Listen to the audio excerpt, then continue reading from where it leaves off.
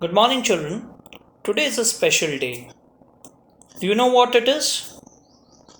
Alright, I've sketched something very quickly for you. Just look at it and guess. Can you see something? Can you see someone standing there? People all around? Can you see a tree? Now, can you take a guess? Who is this person? Yes, you are right. It is our Lord Buddha. And today is Lord Buddha's birthday. Alright? So, on the occasion of Buddha Purnima, I am going to narrate a story to you. The other day, when I was talking to children, some children said they do not like their names. So, I picked up a story today, and it's a very interesting story which may make you like your names now. The name of the story is What's in a Name? So in Takshila was an ancient city in India. There lived a scholar. 200 young people were his disciples, were his students. And this scholar was very famous. And all the parents, they wanted their children to go and study in his school, in his Gurukul. In ancient India, they used to have Gurukuls. And these teachers were called Acharyas. So this Acharya's name was Guru Vivish. Alright? And parents would want to send their children over there. Now, and such was the crowd in his school, to take admissions that people had to wait for long. But once you were admitted, all your problems were solved because you were educated under a very great guru called Vivish. Now, what happened? Guru Vivish was so sought after because students who got educated at his Gurukul could recite hundreds of chants from memory. They could solve complicated mathematical problems, and they were also very clever working with their hands. They were dexterous. New word for you. Now, and they turned out to be good sculptors, they turned out to be good warriors, everything. Now, what would happen as the new year would begin in his school, as the new admission session would begin and children would come in, what he would do is he would assign them new names. And why would he do that? He would do that so that children would forget their old names or the place that they were coming from.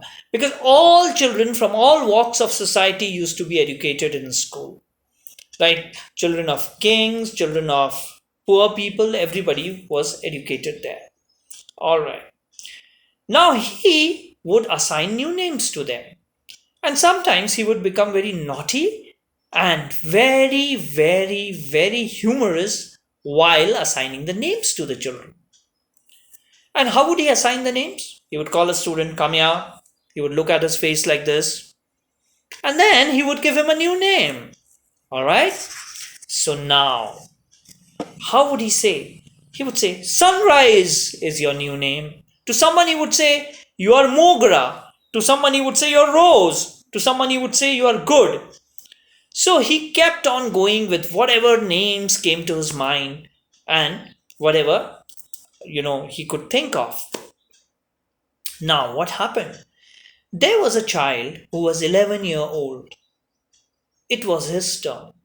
He came and he was a little shy. He went to the guru. He was standing there very shyly and was not even looking at the guru. So the guru asked him, "What's wrong with you, young man? Are you hungry?" The boy was a little too scared. And he said, "Yes, Guruji, I am hungry." So Guru Vivisha started laughing.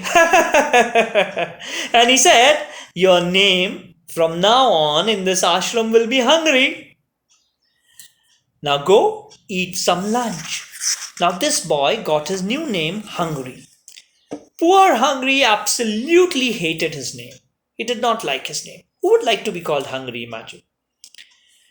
Every single day at mealtime, someone would crack a joke about him. And someone would ask him, "Are you always hungry?" And he would protest and he would say, "No, no, I'm not hungry." Then somebody would say, "Are you angry? I thought you were hungry. Would you like an extra puri?" He was also made to be the first to try new dishes or healthy concoctions. Concoctions are various kind of juices that came out of the Gurukul kitchen. These Gurukuls used to have very big kitchens where, like your day boarding, where food used to be made for all the students. And when these things were cooked, they would say, "Go, give it to Hungry first. After all, he's hungry." And they would all burst into laughter. After dinner, the cook would ask him, "Are you still hungry?" It was such a trick question. If he answered yes, the cook would give him another helping of food, which he just did not want because he was already full. If he answered no, the cook would chuckle and he would say, "Oh, you aren't hungry anymore? So what's your new name? Who changed your name?" Now, this was a very trick question for him. Hungry got fed up of the constant jokes. He did not like the jokes. So one day after lunch, he gathered some courage and went to his teacher, Guru Vivesh. And he folded his hands in a namaste. He sat at the Guru's feet and said, "Respected Guruji, I can't live with this name anymore. I'm sick and tired of being the subject of jokes in my school. I do not like people joking. I do not like people mocking me. Please, please, please change my name." Guru Vivesh smiled at him and replied, "My son, I'm ready to change your name, but there's one condition.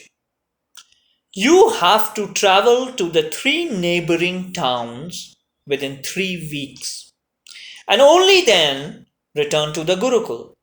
Once you are through this trip, I would change your name. And you are at liberty to choose your own name after you have completed the trip." So the boy became a little happy. And it was very important that all the children in the Gurukul had to obey the teacher. They could not say no. So Hungry did what respectful students did.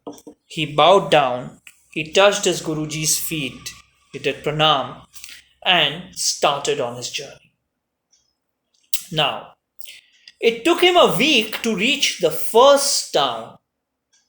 He had to walk a long distance to get there. And somehow somebody gave him a lift in the bullock cart. So, to the driver of the bullock cart, he asked, "What is the name of the town we are going to?" The farmer, who was driving the bullock cart, said, "Oh, it is called Hoshiarpur, the town, Hasipur, not Hoshiarpur, sorry, it's called Hasipur, the town of laughter." Hungry was really excited. The residents of the town must be in good mood all the times, he thought, because the town is called Hasipur. However, when he reached the town, he was in for a rude shock.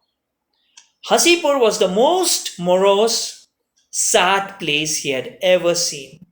Nobody seemed to be happy over there. Laughter was nowhere to be seen, and everybody was gloomy, morose, sad. So what he did, he stayed there for a night, and then he met someone and he asked him. He said, "Your town is called Hasipur. Shouldn't you all be happy?"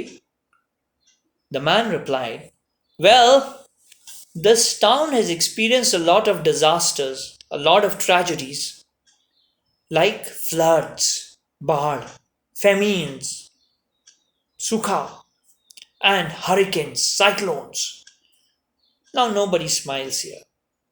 We just go about our day, ready to do our work. And that's how we live our lives. So Henry was quite sad to hear this. How terrible to live day by day, waiting for tragedies to strike. He packed up his bags and left for the next town. The next town where he landed was called Gopalgaon. It seemed like a sweet, pretty little town with small houses and lots of healthy, happy cows. As he walked through the town, he saw a crowd gathered near a tree. He went closer to see what was the confusion all about. People in the audience were saying, come down, jump, we will catch you. When Hungry looked up, he saw a little cat stuck on one of the branches of the tree. The cat had climbed up but was too scared to come down. Hungry couldn't stop smiling when he heard the cat's name. The cat's owner was a young little girl, was pleading with him, "My dear Bahadur," Bahadur means the brave one, "my dear Bahadur, don't be afraid, climb down." A not so brave cat whose name meant fearless. Hungry shook his head in disbelief and started asking for directions to the new town. So, the name of the cat also did not match. The third town that Hungry went to had a busy, bustling marketplace with traders loudly hawking their wares and lots of shopkeepers rushing to and fro. So there was a lot of din in that town. Hungry decided to walk away from the din of the marketplace and went to a cottage. Outside the cottage was a small placard and it was written, "Shanti Kutir, the cottage of peace." "Ah, this is perfect for my rest," said Hungry. What a peace-loving place it would be. So he went there and he lied down on a mat. Suddenly what happened? Boom! Crash! There were all sorts of noises coming from here and there. Utensils. Everything was falling off. Then suddenly, he heard a cry. "Ma hit me, Ma hit me," cried a little girl. "But Ma, she hit me first," shouted her little brother. And then Hungry heard the mother shout at them really loudly, "Will you two stop fighting, please?" And right at that moment, a little baby started at full volume. Shanti Kutir was certainly not a peaceful place. Hungry shook his head, grinned, and started his journey back to the Gurukul. It took him another 1 week to reach the Gurukul because in those times people used to walk on foot. There were no vehicles. If you might get a bullock cart, you would get it somewhere. Guru Vivish was sitting under a tree and meditating. Hungry took the Guruji's blessings, folded his hands in namaste, and sat down at his feet. "So, are you ready for a new name?" asked Guruji. Hungry bowed his head. "Guruji, I don't want to change my name anymore. On my trip, I saw a town called Hasipur, where no one was happy. Then I saw a cat called Bahadur, but it was too frightened. And then I went and rested in a lodge called Shanti Kutir, which was completely noisy." So, Guruji, names really do not matter. They do not tell us what the person is like. So, Guruji, I am okay with my own name, Hungry. And he stood up, joined his hands, bowed to the Guru, and the Guru was smiling because his Sish, his disciple, had learnt a valuable lesson in life.